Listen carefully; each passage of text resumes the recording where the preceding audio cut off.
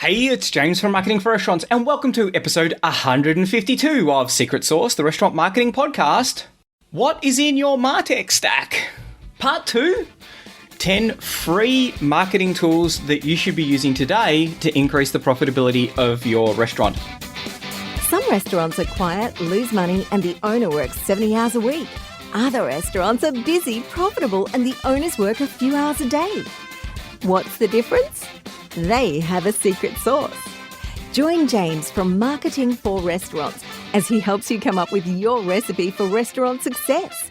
Your secret sauce.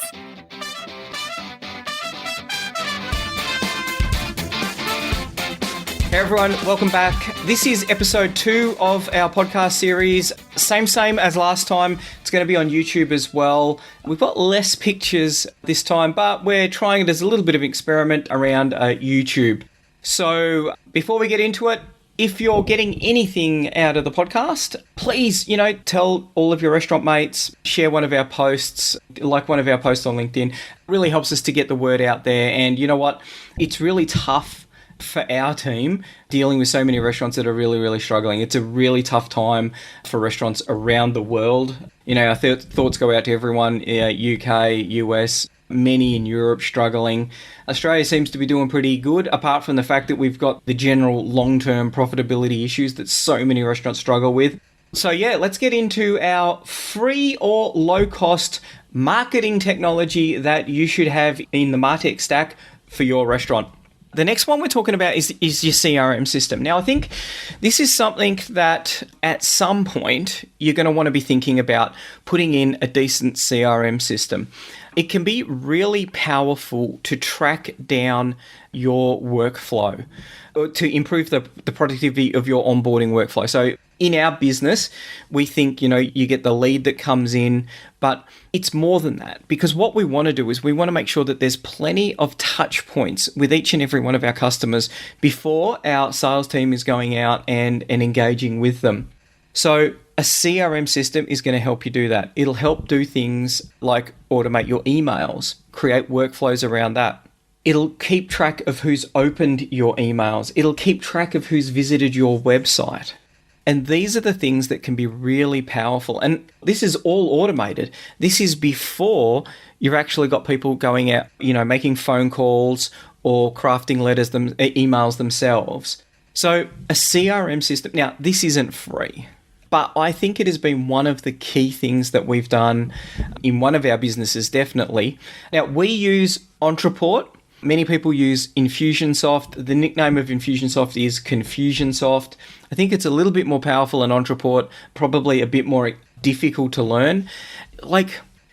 It's one of those things. You want to get in, you want to be getting value from the product as quickly as you can. And I think that can be really difficult if it's super complicated. And it's the number of people that you've got who are going to be using it, because each one of them, there's a training liability. In businesses where there's a bit of churn, where you might have someone who stays on average 18 months, if it takes them 6 months to really get up to speed, then that training liability can be really expensive, because you're only 1/3 of the time that person is with your company, they're still going to be trying to get up to speed with the CRM. So Ontraport, it works for us. It's got some really cool functionality. I think the ability to link in when someone goes to the website, and we use that with Piwik, which we mentioned in the previous episode, can be a really great way of making a richer engagement process with your customers. Now, the next one is something that I think is really cool, and that is Facebook retargeting. This is quite complicated. Not as complicated as installing and commissioning your CRM system, but once you've got it set up, and literally all you got to do is put the Facebook pixel in there, or setting up your Google Tag Manager, which is the same for AdSense, which is what we're going to be talking about next.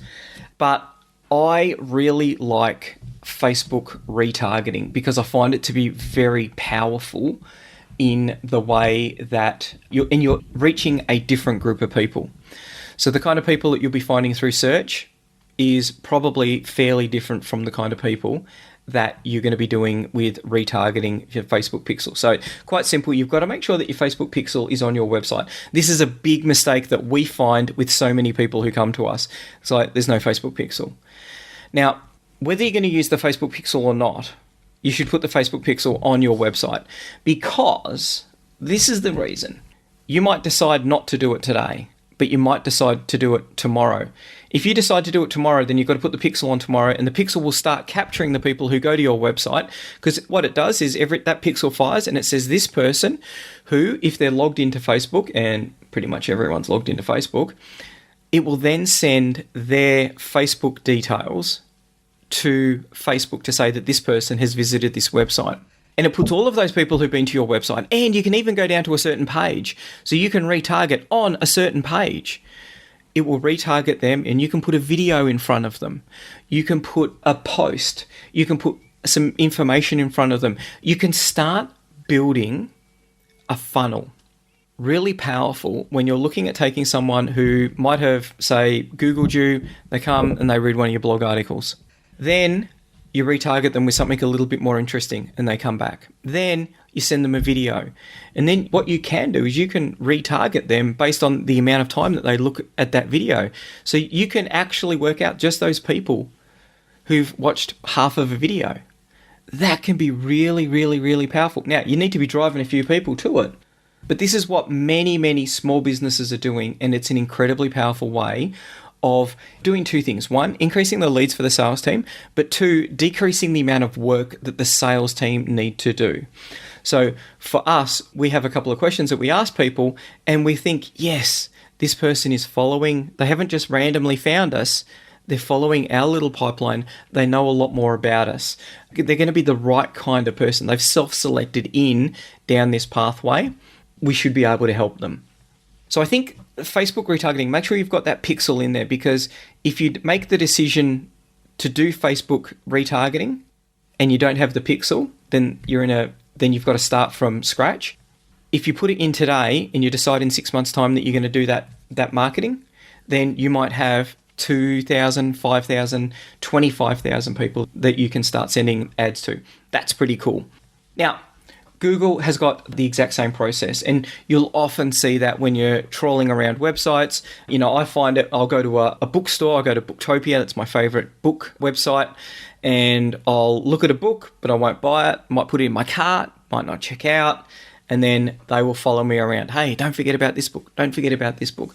What I normally do is wait until I've got like 3 or 4 on my shopping cart, then I click through. And you'll see that from all of the things that you're doing, you'll be able to pick the businesses that are doing retargeting. Really powerful way of driving customer engagement. So that's AdSense. They've got the same sort of thing. Look, we don't use a lot of AdSense retargeting. We find it to be quite expensive. And for some of the processes that we haven't been able to get the return on investment that we have been with Facebook retargeting, which is why we tend to be a bit more Facebook orientated. Now, artificial intelligence, big data marketing. We all run small businesses. So the biggest problem when you're looking to get big data insights, what you want to be doing is looking at the behavior of 1 million people or 10 million people or 100 million people, and information about that's going to help you to be able to run your business, which is fantastic. And there's some, great stories about big businesses and the kind of things that they do. There's a great one about Target and teen pregnancy, which I won't go into today. But the thing with big data for small businesses is that most of the time our data sets just aren't big enough to be able to run big data queries. And it's the same with AI, very limited data sets.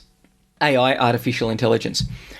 Facebook have got some really, I think, powerful tools that allow them to be able to help you to find new prospects that might be interested in buying from you.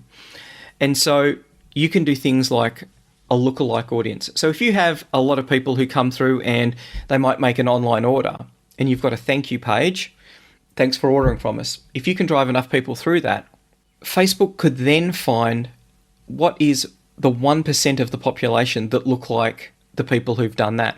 They'll take all of those people, then they'll go and look at all of the people who are out there, because they're comparing the actions that they've got of the people who've done it. They're comparing the actions that they've done on other websites. And then they're going to try and they're going to mesh that around to find 1% of the population who is the tightest mix of that. That can be incredibly powerful. If you do, so that's a lookalike audience. That's a really cool tool. Quite complicated to do, but moderately complicated to set up. But once you've got it up and running, it's pretty much set and forget. The other thing I would say about Facebook that I think is a really cool capability is that just their learning of how to tune ads. So when you run an ad on Facebook, and the biggest mistake that people make with Facebook is posting stuff on Facebook and not actually running any money to it. So not running an ad. Facebook has been pay to play for a significant amount of time. So you need to be thinking about the ad campaigns that you run. Now, for many of our customers, they're very, very cost effective. For one of my little businesses, I run an ad campaign that is $3 a day. And we do that for many restaurants. We run, $3 a day campaigns, and they just toddle along nice and quietly and bring in a lot of customers, which is super cool. When you set up your campaign, so you work out the objective that you want to do, you work out the target audience that you're going to target, and then you work out put the ad in there. There's a couple of things that you can do. You can do split testing. So you can say, does this headline work or does this picture work? Facebook will allow you to run that. And part of the infrastructure underneath that is their artificial intelligence that's looking at, after tuning so many ads, they'll be looking at all of the signals that's going to allow you to get the cheapest result that you want. If you want to drive website traffic, they will be running A/B tests if you set it up that way. Now, even if you don't set it up, they're still going to be playing with the audience. So we'll run some of our audiences wide open. We'll say, anyone in this geographic area can have a look at this ad. And Facebook will go, fantastic, there's 1 million people here. And then what it'll do is it'll work out the people who are most likely to click through. And those ones that are most likely to click through, it will then show that to those people. So it's increasing the efficiency of your targeting. We do a mix because, sometimes we've got a really good hypothesis that we want to test. It's this kind of person that's going to resonate that marketing campaign. And other times, we're really sort of quite open. And it's quite interesting because Facebook will give you the feedback. Hey, this campaign is working really well with men and women aged 20 to 29. And so it will then narrow it down and pump that out to more of those people. That is really cool. And it's a really powerful way of tuning your marketing spend. Now, the next one that you want to be thinking about is if you're going to be running ads, or even if you're going to be putting things up on your website, you need to be able to tell your story in a graphic way. The best tool, if you're going to be doing this in-house, I think, is Canva. So a lot of people use Adobe Illustrator or Photoshop. They are super complicated. So I find them way too difficult. It's not my skill set. I'm not a graphic designer. I don't want to spend the time required to be able to come up with, to work out how to use that. So if you don't have the time to invest in those tools, then you're going to use something like Canva. This is what Canva looks like. So it's free for a lot of the stuff. If you want some of the more value-added type products, they do have a freemium model, but I've always just been on the free process, on the free account. What you can do is you can say, I want to do a Facebook post. You click on it. It will know the dimensions that you need. And this is a default one that is now ready to go. And this is so powerful. Like all you got to do, I can change that image. I can change that image. Oh, can't spell. That doesn't work. Let's make it a little bit bigger. Let's make that a little bit bigger.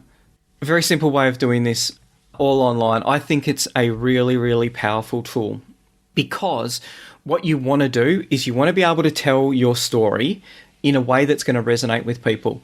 And we know that images are really, really powerful in doing that. So much more so than a text post. And I know whether I'm posting on LinkedIn or Facebook or Twitter for, the various marketing campaigns that we run, I probably have, but I can't think of an occasion where I've just put text up unless I'm answering someone's post or something, unless I'm interacting with someone. Most of the time, I'll be putting a picture up there because I know that is going to increase the traction. Now, there's a couple of alternatives that you can have with Canva, but definitely check out Canva if that's what you want to do. If you're completely untalented when it comes to graphic design, and look, I am, but if I literally want something quick and dirty, I'll do it myself. But there's a couple of other things that you can do. You can use something like Fiverr and get someone to do it. Now, That is a great way, and so many businesses are doing that for, things like logo designs. There's also 99 Designs. I haven't used 99 Designs for a while. The Marketing for Restaurants logo was done with 99 Designs, and we've kept it for, as many years as we've been going, because people say, oh, I love your logo, which I think is a little bit out of the ordinary. So we've kept it. That was a 99 Designs. Fiverr, the good thing I like about Fiverr is what we do, and we use Fiverr a little bit. We now have a panel of designers. But what we've done in the past is you put it out to a few people, some will get back in a good time frame, and some will do some great work, and you select those ones, and then you get them on board on like your panel of people that you can use. We're lucky now to have in-house capabilities where a lot of that stuff gets done. But for many small businesses, Fiverr is a cracking way of getting that sort of stuff done. Honourable mention to paint.net. So I use paint.net a little bit. It's kind of like a cut down version of Illustrator or Photoshop. It's a Microsoft product. They give it away for free. It was meant to go into Windows, but never made it in for some reason. Now, next one. So that is designed to help you tell your way around in a visual way for images. We're going to get a little bit meta here. We're going to go a little bit kind of Inception. Because what I've got here, this is OBS. OBS is free software that allows you to hook up all sorts of stuff to create really powerful video streams.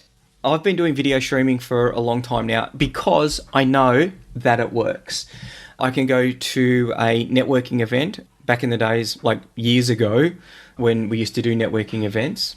It was literally 2019, I think, since the last networking event I did. And people would recognize me. Oh, I recognize you from LinkedIn, or I recognize you from, your restaurant marketing videos. There's all sorts of things that you can do. So I'm currently at home and I've got a green screen behind me. This supports green screen really quite well. I can put text on it. I can put watermarks in it. I can play a video. There's all sorts of things. Now, I've been quite lazy with this one, but if you look at our 90-second marketing in 90 seconds ones, there's a bit more funkiness that goes in there because we've got titles coming in and a countdown. So we put a bit of work into that one. That is all done in OBS and it's free. So the number one thing I get from people is they say, oh, I just wouldn't be any good. I'm not confident enough to do video. My big thing is I find video really difficult, particularly Facebook Lives. They are tortuous, but it really helps you in your business. And that's why I think you need to either you or get someone else to do it. But do you really want someone else to be the face of your business? I would suggest probably not. So, and this is why I do it. Even though I'm uncomfortable, I stumble over my words, and I'm a light editing kind of guy. So I don't want to go back and watch a 30-minute video. I'm not going to go back and pick the little bits and pieces out of it. So it is what it is. I just know that it's a very powerful way for you to be able to get that message across. And whether it's just something like boring old me sitting there yabbering away against a green screen, whether you've got video in the background, subtitles, all of those sort of things, there's lots of ways that you can play around with OBS. Moderately complicated, but free. Pretty cool. Thank you, OBS. Now, resource space. This certainly is not the kind of thing that you need to have in your business as a critical component. But once you start doing video, once you start doing images, and once you start playing with them, you're going to start creating lots of images. This is resource space. Now, it's free. Hooray! A little bit difficult to set up. And so we used our technical team to set this up because what they've done, this is the reason that we chose resource space, is that what you do is you upload all of your photos and then you can find them, you can tag them, you can do all of that sort of stuff. I'm too lazy, too busy, too lazy, one or the other, to go through tagging all of my stuff. So what I can do is I can type in food and it will go through and find all of the images that have got food in there. There's 7 pages of it. How does it do that? It's actually going out and using, I think it's Microsoft's artificial intelligence engine to go through and classify all of these images. So when we upload an image, it goes through and says, okay, what is going on here? What is it that is happening? And it knows that these are food. And so I love this because I can do a podcast episode and I think, oh, you know what? I just want a piece of an item in there. Let's just say I've done something on COVID. So type in COVID. Now, I've taken photos of people saying that their place is closed. It goes through, uses machine learning to read, looking for words, COVID. Now, I don't know if this will work. I've taken photos of for lease signs. Oh, no, that didn't work. Oh, sad times. Meat, the images of meat. This is a really powerful tool. And how good is that? Now, I've got to say, this is Dinner by Heston. They closed, sadly. One of the best meals that I ever had. One of the best meat dishes I ever had. That was quite epic. So if you're going to go down the path of creating a lot of content, you might want to think about something like Resource Space because it is a cool tool that works really well. Now, next off is Camtasia. Camtasia is what I am recording this with now. So this is what it looks like. So quite simple once you get the hang of it. A little bit difficult first off, but this is one of the things that's in our workflows. I use Camtasia quite a bit these days because it's a powerful tool for video editing. So I'll record something in OBS. So with this, if there's any outtakes, hopefully not, or if I want to insert a watermark, I might do it in this. Quite a powerful tool. I'll put text in afterwards as well. Yeah, so for video editing, Camtasia, not free, but still quite a good tool. In the last episode, we talked about SEO being the silent killer. And that's because you may not be ranking for words that people are using to find your product. How do you find that out? Well, my favorite tool for this is AHrefs. So this is a restaurant that we've looked after in the past. They went away from us and good thing. Well, it's good for us. Their web traffic has gone down significantly and they're not ranking for very many things. It's bad, obviously, for the restaurant. The key reason for this, though, is that their website doesn't address the key needs of what people who are looking for that restaurant are searching for. So we can see the website is slowly sliding. Now, this is a high-end restaurant. They quite high fine dining, probably in the top 20 in the state, I would say, as far as quality goes. Certainly not as far as revenue, I would say that, though. You can see that it's sliding, and it's slid quite a long way. A couple of really important things here.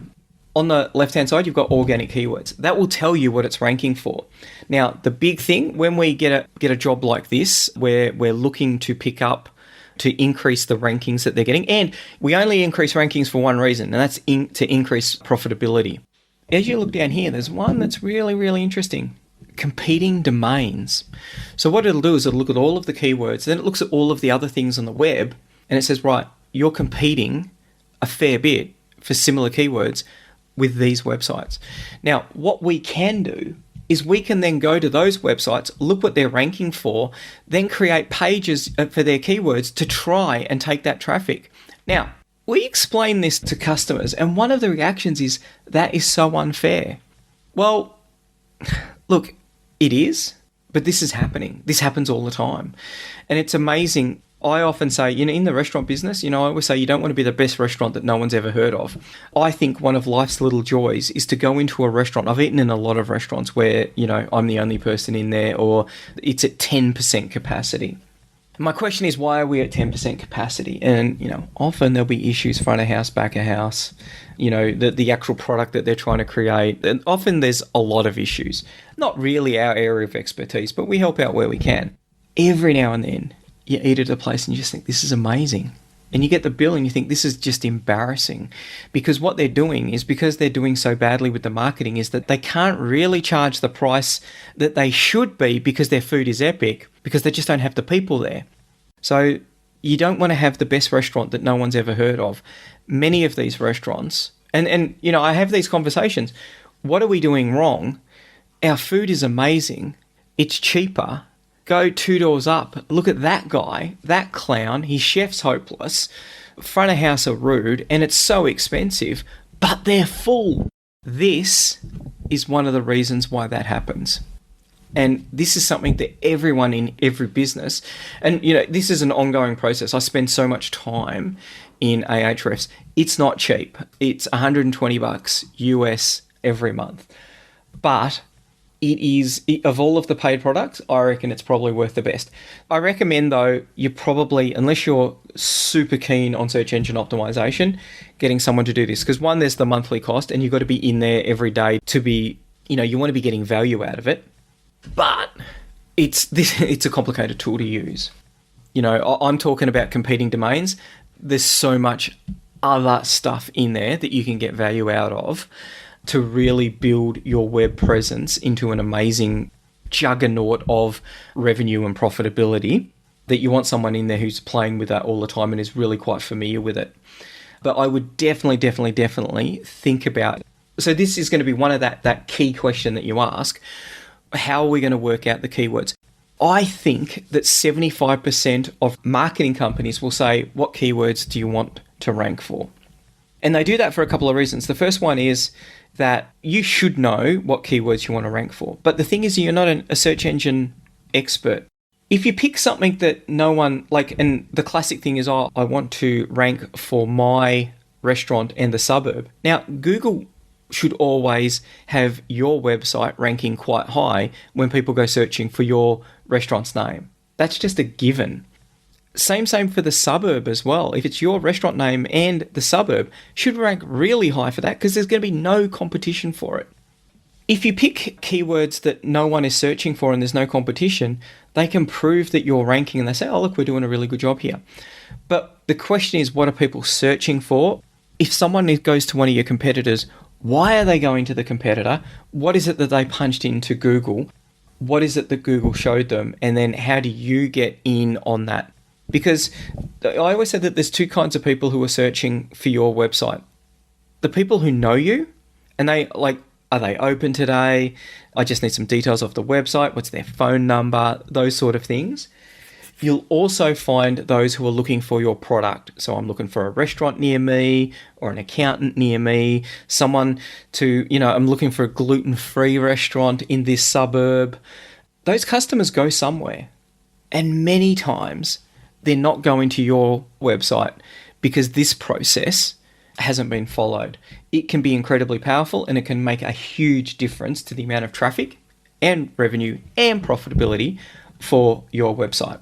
So yes, that's AHrefs. There's a couple of other ones out there. People argue about which one's the best. That's the one that I like. Now, the next one that I would say is your mobile phone. Your mobile phone, for a couple of reasons. We talked about Google Analytics last week. There is Google Analytics on my phone right now. And that means that if I'm on hold on the phone, I can pull this out and just do some quick, I can check how much traffic's coming to the website. I can check how my ads are going using the Facebook advertising app. I can manage my page. I can see, that someone's left a comment. Someone's asked a question. I can. And so if you're doing those sort of things, this is a really powerful way of doing it on your phone. The other thing that your phone is incredibly powerful for is that this is your little radio station. It's your camera. It's your TV station. So there'll be some people who record podcasts on their phone. I wouldn't recommend it, but there's some people who do. If you're doing video, how hard would that have been to do 10 years ago? You had to go and get a camcorder. You can punch the stream from this straight up into the cloud, straight up to Facebook, straight up to LinkedIn, straight up to YouTube, wherever you want to do it. Now, if you use OBS, you can do it through multiple ones. So the content creation capability that you get with your mobile phone is amazing. I think it's kind of embarrassing now. Whenever we went out to a restaurant, and I remember, going to Alinea and everyone's all dressed up, and I had my camera bag there because I wanted to get some really good photos of the food. Now, that was the first time I went to Alinea. The second time I went to Alinea, no camera bag, just this bad boy. And I know that, so most of the content on most of our websites, we do get professional photographers in every now and then because they can make a really big difference. They do take a lot better photos. But for a lot of the day-to-day marketing type requirements, I'll just take my phone out and take a photo. Now, let's just have a look here. So we had a look at that. That was taken with my phone. Now, it's not too bad. It's not great. It's probably wouldn't have been good enough for dinner at Heston type standard. But, I quite like this photo. That's not too shabby. That's done with my phone. Same with this. A little bit of a lower angle I tried to get a little bit arty. We've got the kitchen in the background. Now, that's with a Samsung S10. It's 2 years old. Just upgraded to the S21. And I'm keen to see what the camera is like on that. But have a think about that, because I think it's something that too many people really don't think about when they're trying to create content for their website or for Facebook. They're like, oh, we need to get proper photos done. It's like, well, really, do you? And I've got to tell you, when we're building a website, I see this happen all the time. Oh, we're going to get a photographer in, and that takes 6 months to organise for some reason. I'm not sure why. You are much better off taking a quick photo that looks pretty good and putting it up on your website, because you can now take semi-professional photos with a camera. And I just think it's one of those things that so many small business owners need to really get on. And the real small business owners, not the Instagram influencers, the people who are really driving productivity. So yeah, have a think about that. Now, as a bonus, this is one of my favorite applications. This is Audacity. I use this for my podcasts. So I have to say that podcasting has been a pivotal part of the success of our group. I work quite long hours, very long hours, and that is because I produce 4 podcasts.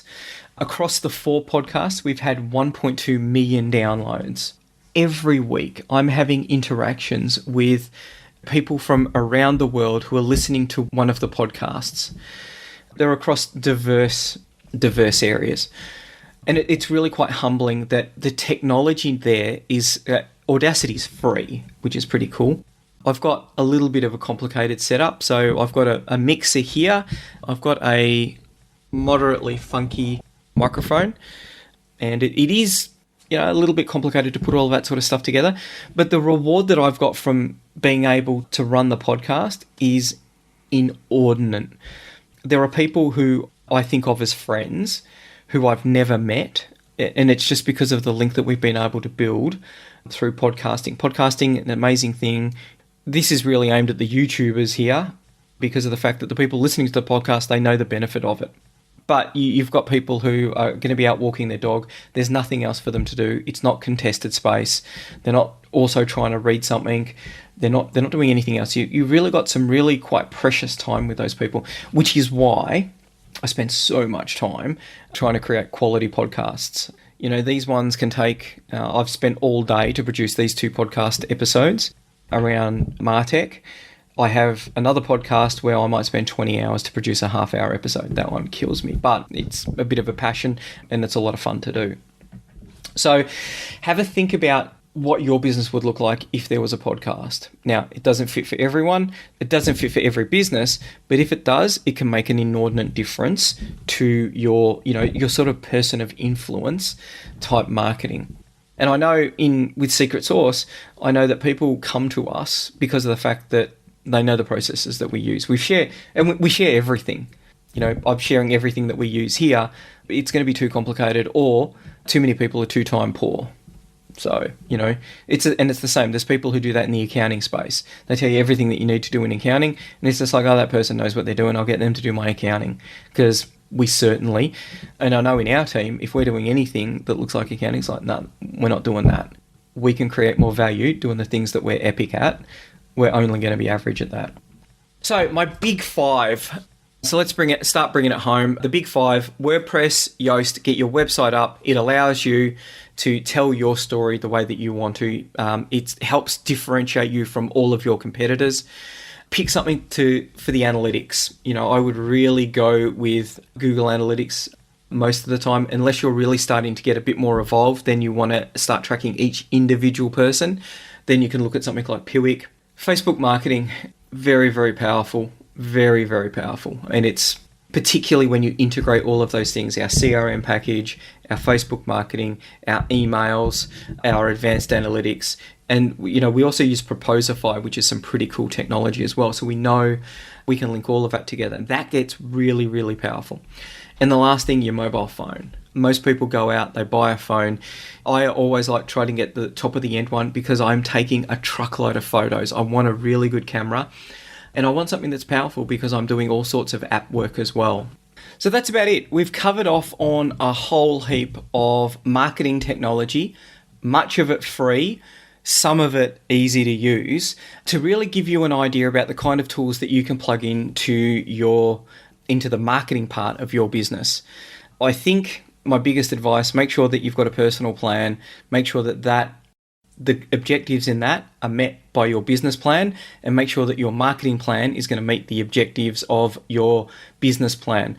I see far too many times when people say we need this many people to come in, and then you look at their cost to acquire a customer and you think, well, we're not spending anywhere near enough to do that, or we don't even have a plan to get that many people to come in. What can we do to make them come back more often? What can we do to increase the average spend? We're not actually doing any of those things, and that makes it really difficult. You've got to have a plan, and you've got to be rigorous about analysing how well that plan is going. So, if you got something out of today, please share the podcast or the video. Would really appreciate it. If you've got any questions, hit us up on LinkedIn. And stay safe out there. And most importantly, have a think about doing some marketing today. If today is a day that you don't do any marketing, then today is a day that you did nothing to grow your business. That's it. Stay safe. Bye. Want more customers for your restaurant, cafe or takeout? Every month, our marketing tools and information are used by thousands of restaurant owners just like you to help them find more customers and turn them into repeat customers. All of our tools and information is designed specifically for restaurant owners. We know you don't have a lot of time to spend marketing or learning complicated procedures, so our tools are quick and easy to use. If you're looking to increase your revenue and profits or want to work less hours, check out marketingforrestaurants.com.